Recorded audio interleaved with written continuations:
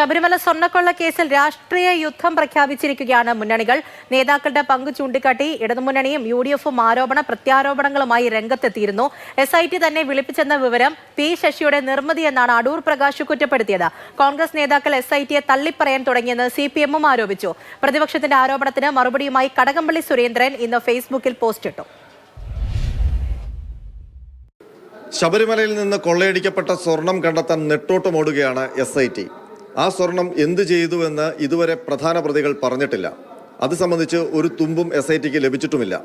അത് കണ്ടെത്താനാണ് ഇന്നലെ ഉണ്ണികൃഷ്ണൻ പോറ്റിയെയും ഗോവർദ്ധനെയും പങ്കജ് ഭണ്ഡാരിയെയും ഒരുമിച്ചിരുത്തി ചോദ്യം ചെയ്തത്.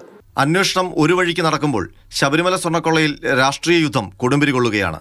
തദ്ദേശത്തിൽ UDFന് ശബരിമല കൊള്ള തുണയായെങ്കിൽ അടൂർ പ്രകാശും സോണിയാഗാന്ധിയും ആന്റോ ആന്റണിയും ഉണ്ണികൃഷ്ണൻ പോറ്റിയുടെ ചിത്രത്തിൽപ്പെട്ടതോടെ CPMനും പ്രത്യാക്രമണത്തിന് പിടിവള്ളി കിട്ടി. അപ്പോഴേക്കും മുൻ ദേവസ്വം മന്ത്രി കടകംപള്ളി സുരേന്ദ്രനെ ചോദ്യം ചെയ്ത വാർത്ത പുറത്തുവന്നു. UDFന് വജ്രായുധമായി കടകംപള്ളിയുടെ രഹസ്യ ചോദ്യം ചെയ്യൽ. എന്നാൽ തനിക്കെതിരായ ആരോപണങ്ങളെ രൂക്ഷമായ ഭാഷയിൽ വിമർശിച്ച് കടകംപള്ളി ഫേസ്ബുക്കിൽ പോസ്റ്റിട്ടു. ക്രൈംബ്രാഞ്ച് ആസ്ഥാനത്താണ് താൻ ചോദ്യം ചെയ്യലിന് ഹാജരായത്.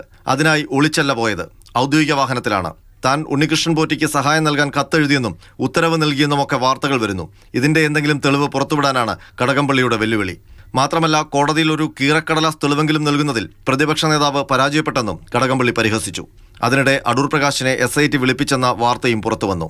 അത് മുഖ്യമന്ത്രിയുടെ പൊളിറ്റിക്കൽ സെക്രട്ടറി P. ശശിയുടെ നിർമ്മിതിയെന്ന് അടൂർ പ്രകാശ്. എനിക്ക് യാതൊരു അറിവുമില്ല, എന്നെ അങ്ങനെ വിളിച്ചിട്ടുമില്ല.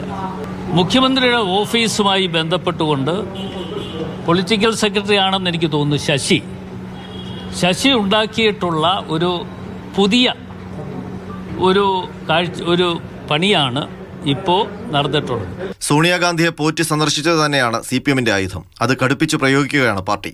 ഉണ്ണികൃഷ്ണൻ പോറ്റി ഉൾപ്പെടെയുള്ളവർ സോണിയാഗാന്ധിയെ പല പ്രാവശ്യം സന്ദർശിച്ചിട്ടുണ്ട്.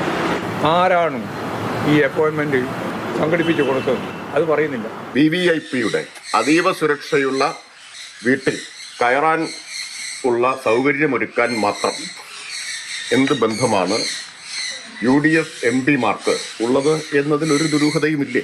ശബരിമലയിൽ നിന്ന് കൂടുതൽ സ്വർണം നഷ്ടപ്പെട്ടു എന്നാണ് SIT കോടതിയെ അറിയിച്ചിരിക്കുന്നത്. കട്ടളപ്പാളിയിലെ പ്രഭാമണ്ഡലത്തിലെ സ്വർണ്ണമടക്കം നഷ്ടപ്പെട്ടുവെന്ന് കോടതിയിൽ സമർപ്പിച്ച റിപ്പോർട്ടിലുണ്ട്. ഇതടക്കം കണ്ടെത്താൻ ശ്രമം നടക്കുമ്പോഴാണ് രാഷ്ട്രീയ യുദ്ധം കൊടുമ്പിരി കൊള്ളുന്നത്. R. അനന്തകൃഷ്ണൻ, മാതൃഭൂമി ന്യൂസ്, തിരുവനന്തപുരം.